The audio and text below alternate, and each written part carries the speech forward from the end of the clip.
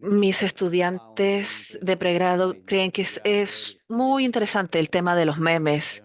No sé por qué, pero también les encantan los memes. Me parece que es bien interesante, es un espacio re interesante para la investigación.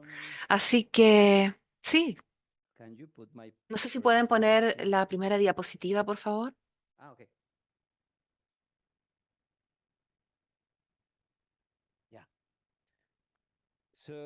Ya súper. Entonces, buenas tardes a todo el mundo. Soy Néstor Nova, profesor de Pontificia Universidad Javeriana en Bogotá, Colombia. Y hasta hoy, bueno, hoy quiero compartir algunas ideas y opiniones con respecto a la investigación que estamos llevando a cabo en la biblioteca de nuestra institución, Pontificia Universidad Javeriana. Y bien, mi investigación se ha llevado a cabo con el equipo que ven en pantalla, Cristian, Andrés y Juan Pablo, en la Facultad de Comunicación y Lenguaje, Información y Ciencia. Les daré un breve contexto de nuestra investigación. Para una administración académica adecuada, siempre es necesario identificar la relación que existe entre los recursos bibliográficos que tenemos y la malla de cada universidad. Estos recursos bibliográficos son los que utilizan los estudiantes y los profesores en la biblioteca en tiempo real. Así que coincidir con con esa información y materiales necesarios es necesaria, principalmente por dos cosas. La primera es que esa información tiene que coincidir y es valiosa para tomar decisiones respecto a la educación, a su calidad, también respecto al análisis de la innovación curricular y para los procesos de acreditación académica o quizás principalmente para explorar el nivel de internacionalización del currículum. Pero también para las bibliotecas coincidir con esta información es importante y significativa porque por supuesto que tenemos una misión en las bibliotecas y queremos garantizar y asegurar la disponibilidad de recursos para los estudiantes y los profesores. Pero también esta información que debe coincidir es importante para poder tomar decisiones. Por ejemplo, respecto a la optimización de recursos, optimización de distintas tareas en la biblioteca, como por ejemplo el proceso de presupuesto, las compras de grupo, por ejemplo, cuando distintas facultades de la universidad solicitan el mismo recurso para que así todos puedan hacer una compra grupal para poder obtener descuentos. Esa información es de mucha utilidad para poder negociar adecuadamente con los proveedores, editoriales, entre otros. Sin embargo, estamos enfrentando algunos problemas con estos datos, con esta idea de coincidir. ¿Por qué?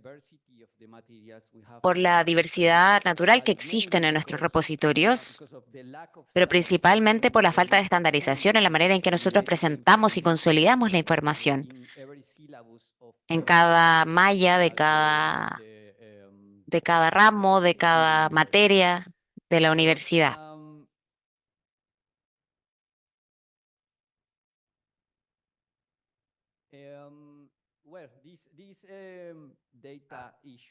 Estos problemas con los datos se pueden relacionar con la manera en que nosotros presentamos la información. Lo que quiero decir es la manera en que presentamos la información en la malla curricular. Permítanme darles algunos números, algunas cifras al respecto. Mi institución tiene alrededor de 9.000 materias y tenemos un nivel de crecimiento de 500 nuevas materias por año. Algunas de las mallas o contenidos incluyen unas 3 a 5 referencias, pero la mayoría de ellas tienen más de 30 referencias. Si se multiplica 30 por 9.000, podrán ver que tenemos un gran conjunto de fuentes de datos. El problema es que cada profesor diseña, construye y presenta las referencias bibliográficas en el plan de estudios a su manera. Esto porque no seguimos un estándar específico, tal como API o IEEE, para registrar esa información en el plan de estudios. Por supuesto que tenemos que esta referencia se sube en el sistema de información de la universidad, pero lo que hacemos es copiar y pegar este texto en esa caja, en ese espacio que se rellena del sistema de información. Y es por esto que tenemos un gran conjunto de datos, sin embargo, no está estructurado, lo que hace que el análisis de esa información sea muy compleja. En el 2020, debido a la situación pandémica, nos unimos 25 personas, trabajadores de la universidad, y llevamos a cabo una extracción manual de las referencias. Analizaron cada plan de estudio, sacaron las referencias, sacaron manualmente el autor, el título, el año, el DOI y otros parámetros. Y compararon esas bases de datos de 25.000 recursos y fue bastante genial. Pero eso fue solamente una imagen del 2020. No tenemos una manera automática para compilar esa información actualmente. Así que en 2021 esta base de datos ya estaba desactualizada. Para enfrentar estos problemas con los datos, construimos un modelo de reconocimiento de entidad con técnicas de Machine Learning y el modelo nos permite reconocer los metadatos bibliográficos en ese cuerpo de información, a ese gran conjunto de datos no estructurados.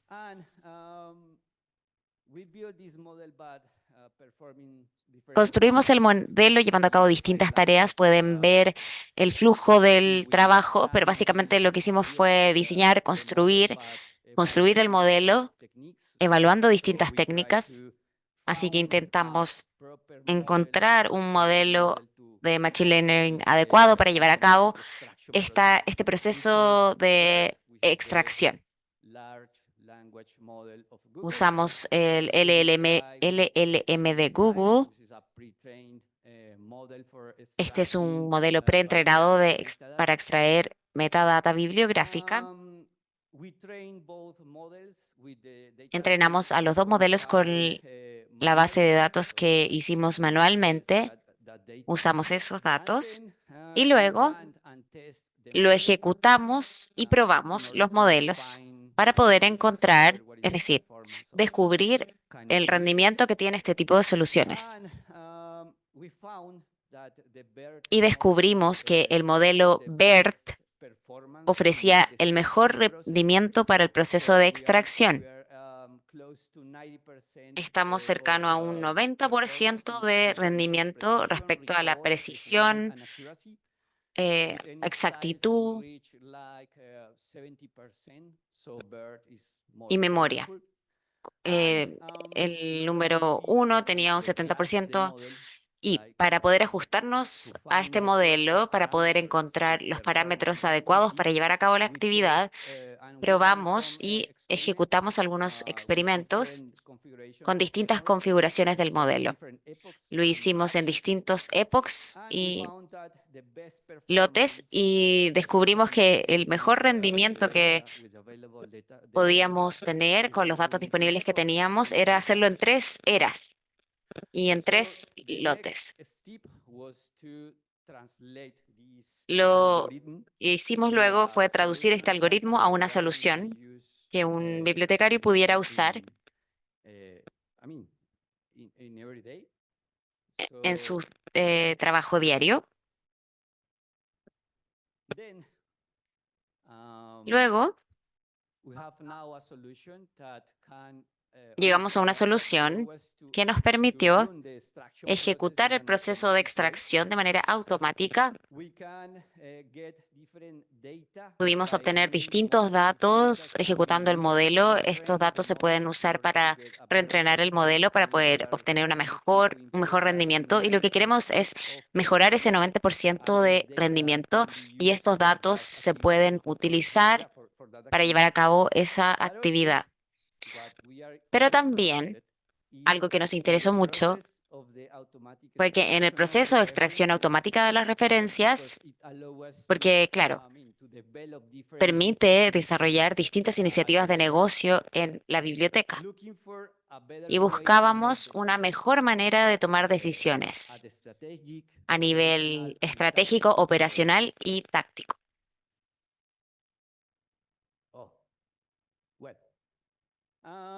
Bien,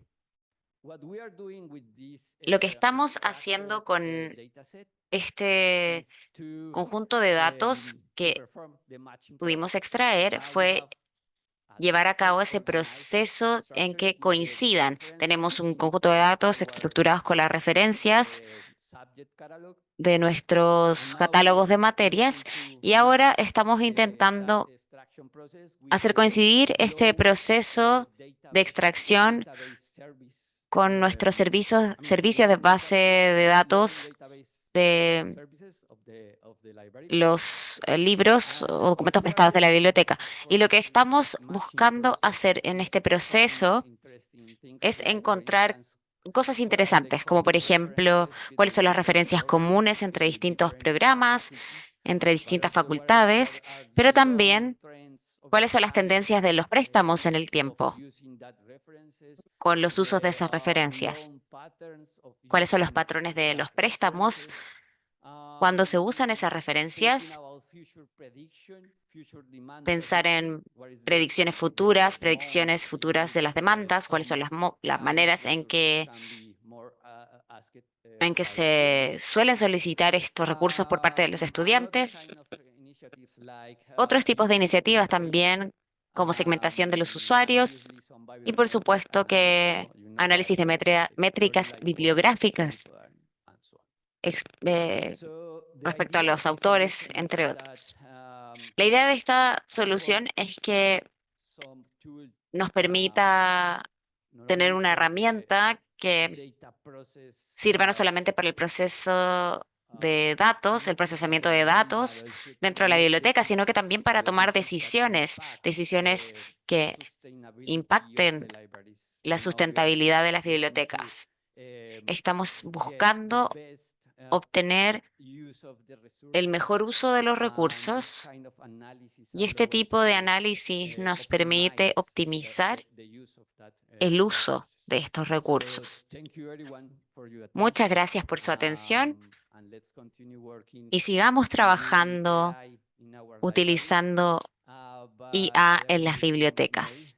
Y estoy de acuerdo contigo, May. Quizás podamos pensar en algunas soluciones sociotécnicas y no solamente en las técnicas. Gracias.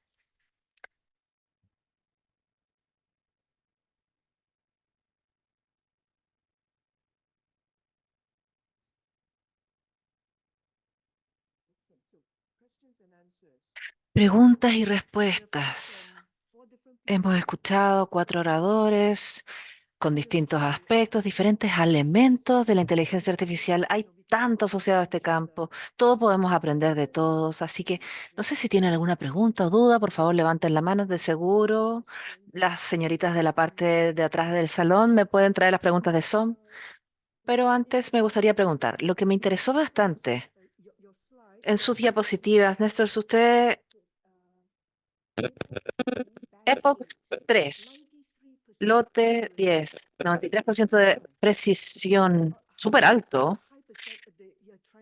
¿Cuál es el porcentaje que quieren alcanzar? ¿100? 99.999, 99,999. ¿A qué se refiere? Ok, muchísimas gracias, May, por la pregunta. De hecho, es una muy buena pregunta.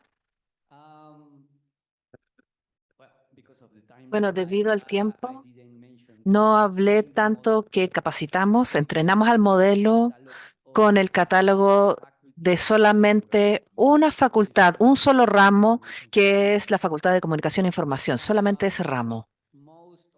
La mayor parte de esos recursos están en español e inglés, pero tuvimos problemas con información, referencias de información en alemán, chino, y el modelo cometió algunos errores cuando trató de recuperar información, extraer información en esos idiomas. Así que en este momento estamos trabajando en reentrenar el modelo con el catálogo de los miembros de la Facultad de Ingeniería, de Medicina, para poder mejorar un poco el desempeño. Pero también es para poder alimentar otro tipo de parámetros del modelo. Entonces probamos Epoch y Batches. Epoch fue la mejor solución en esa época, pero podemos ejecutar más epochs. Requiere más poder computacional, más esfuerzos económicos. Por eso estamos cercanos al 90%, pero seguimos trabajando en mejorar ese porcentaje con respecto al lenguaje. Sí. Ah, ok. ¿Alguna pregunta? No sé si alguien me puede ayudar con lo del micrófono.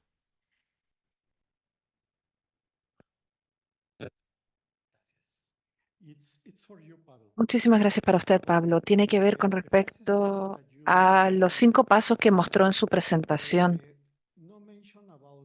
No menciona la calidad de GPT.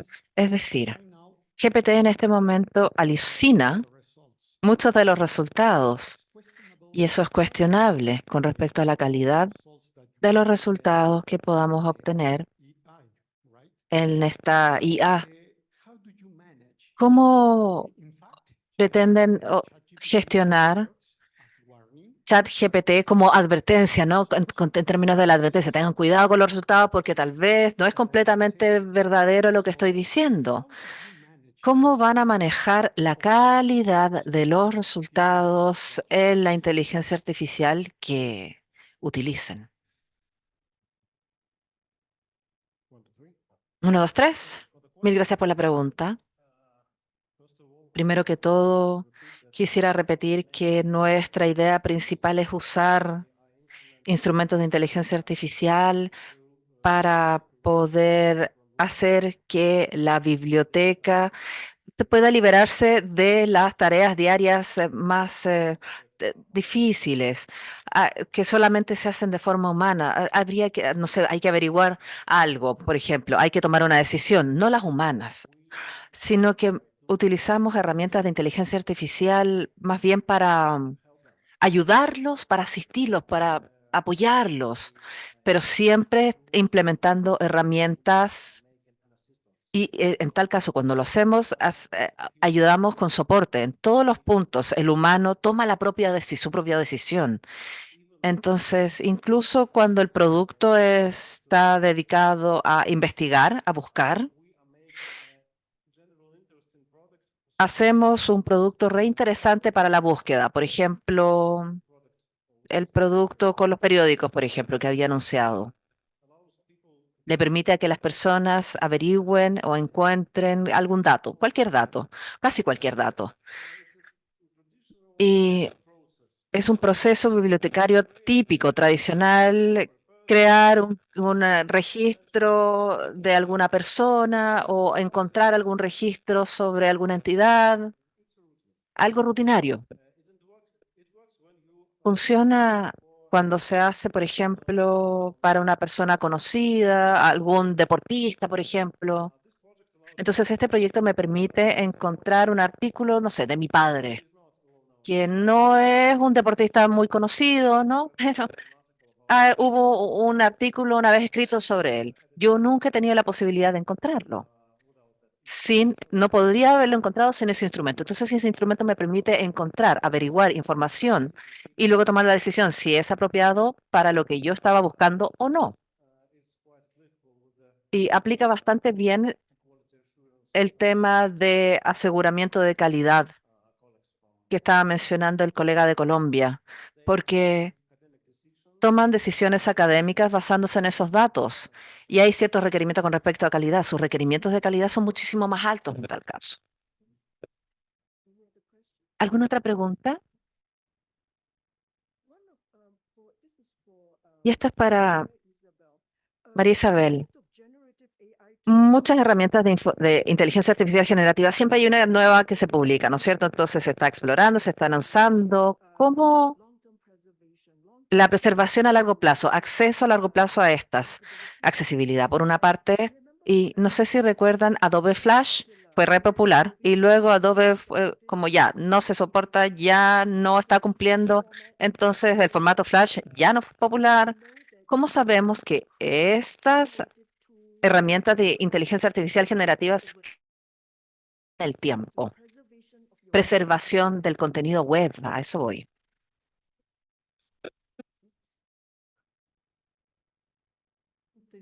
I'm not sure if I understand the question correctly.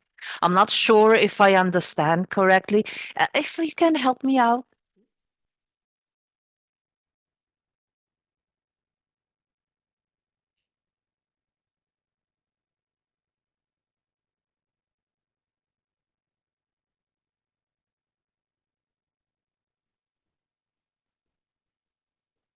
Ah, ya. No, no hay garantía, por eso yo les comentaba que se trata de hacer un benchmarking permanente, una investigación constante de las herramientas que se van generando, porque así como es una cantidad enorme que nosotros no seríamos capaces de explorar si no escuchamos influencers, si no seguimos redes, si no escuchamos podcasts u otras fuentes que nos hablan de estas herramientas, no somos capaces de conocer y por eso tenemos que conocer, jugar con ellas y usarlas y compartirlas. Y después de nuevo indagar si siguen vigentes, si hay otras que aparecieron, porque yo dentro de esta dinámica también utilicé algunas herramientas que eran específicamente para redes sociales. Que yo entraba, ponía un texto y le decía que quería una biblioteca, y me ponía la imagen de una biblioteca con el texto y luego yo hacía clic porque la habían vinculado a la red, pero no eran de mi gusto porque yo necesitaba personalizar ese contenido en torno a una marca, a unos colores específicos. No era lo que yo me servía, por eso que las desechaba. Pero estaba esa facilidad y usé muchas así que unas ya dejaron de ser de acceso libre y comenzaron a cobrar, otras ya ofrecían muy poco de acceso libre o marcas de agua, y yo no puedo publicar cosas con marcas de agua, por ejemplo. Entonces, es un constante aprendizaje de nuevas. Entonces, eso, una creatividad, una curiosidad y un pensamiento crítico asociado a todo el proceso permanentemente. Okay, this is the human intelligence part of AI. Yes, yes. Sí, a eso iba. Súper. Stand here and ask all Podría hacer un montón de preguntas, pero no sería justo. Así que por favor, adelante. Tal vez hay alguna pregunta aquí.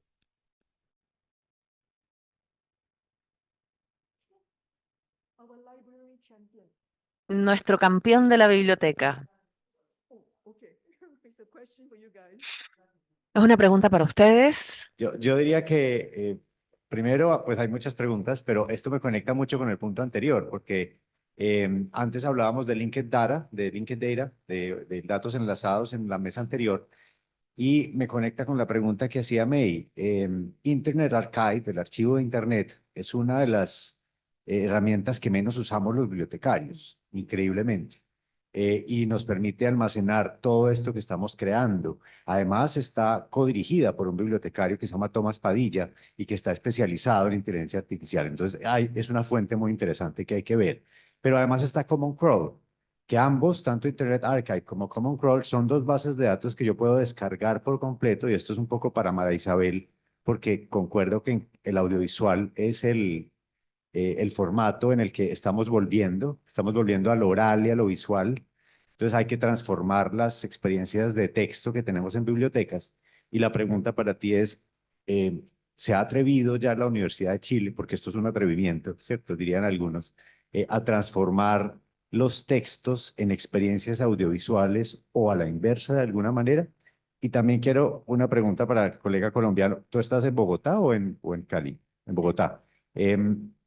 quería preguntarte por qué escogieron BERT, porque esa es una cosa fundamental que debemos entender los demás bibliotecarios. Hay modelos abiertos de inteligencia artificial que uno puede descargar, usar, personalizar, reentrenar o afinar, pero también hay modelos en la nube, ¿cierto? Que yo puedo afinar con sistemas más simples de subir mis propios documentos, ¿cierto? O hay incluso más complejos como Mixtral que yo podría reentrenar con mucha más potencia computacional. Entonces, me gustaría esas dos preguntas sobre todo.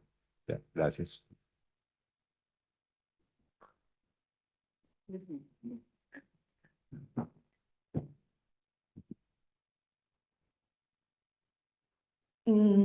Es el desafío de generar contenido inclusivo en general. Ahora, claro, se parece sencillo con estas herramientas disponibles, pero hay que seleccionar, tomar decisiones importantes que están detrás, pero es una tarea pendiente ahora la inclusividad y hay que considerarla, yo pienso que de forma un poco urgente, no solamente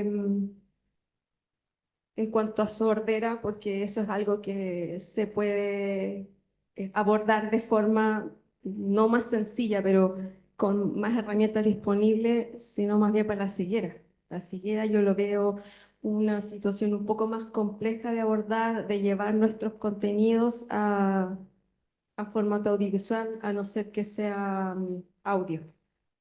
Entonces, pero ahí hay hartas cosas que quedarían fuera. Entonces sí, son decisiones importantes y también tener los recursos tecnológicos para poder hacerlo.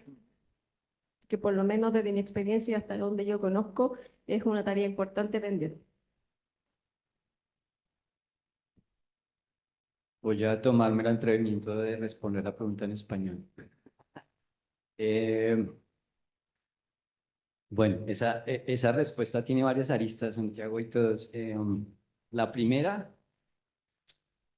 probamos en realidad dos modelos, AnyStyles y BERT. La elección de esos dos de prueba fue básicamente por un estudio de literatura que hicimos que nos indicaba que habían algunas posibilidades de trabajar con ellos con trabajos previos que se habían desarrollado de algunos investigadores. Entonces la literatura nos indicaba que por ahí podríamos trabajarlo. La segunda razón, por supuesto, esto es un proyecto de investigación, la financiación no es infinita, teníamos un rubro muy limitado para desarrollo de esta investigación, entonces decidimos probar esos dos, básicamente por limitación de tiempo, y estamos seguros que hay posibilidad de probar muchos modelos abiertos o no, y quizás podemos obtener un mejor desempeño. Digamos que eso sigue abierto dentro de nuestra sección de trabajos futuros. Hay muchas posibilidades de explorar más cosas.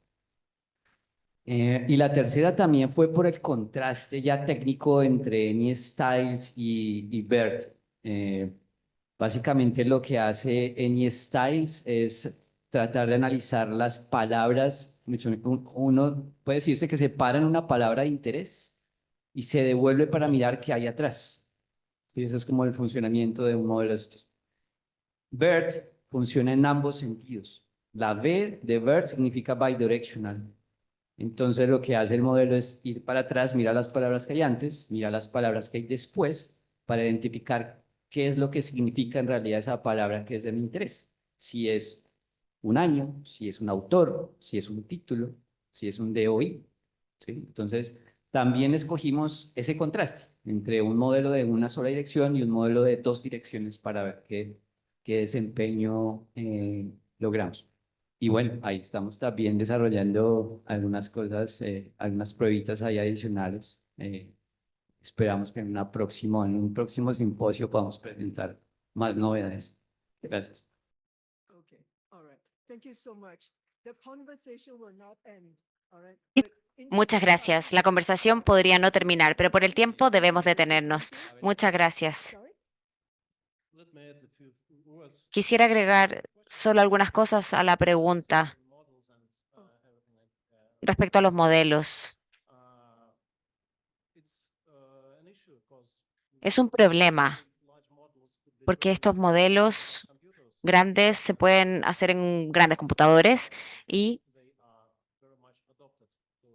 están adaptados a trabajar en este tipo de computadores. Por ejemplo, modelos Google se pueden entrenar en computadores con Google. Intentamos entrenarlo con distintas plataformas y puede funcionar, como no. También es importante recordar que preparen los conjuntos de datos, los etiqueten. Es importante el etiquetado y también los materiales de aprendizaje, que en ocasiones influencian mucho más que el modelo en sí mismo. Muchos materiales se repiten en libros, cuadernos, y en otros recursos también. Y a veces es muy difícil poder guardar los datos adecuadamente y asimismo mantener la integridad. Es un problema para quienes hacen el trabajo y se consideran como ingenieros de inteligencia artificial. Ellos son quienes deben estar pensando en eso para el próximo simposio. Muchas gracias. Gracias a los panelistas.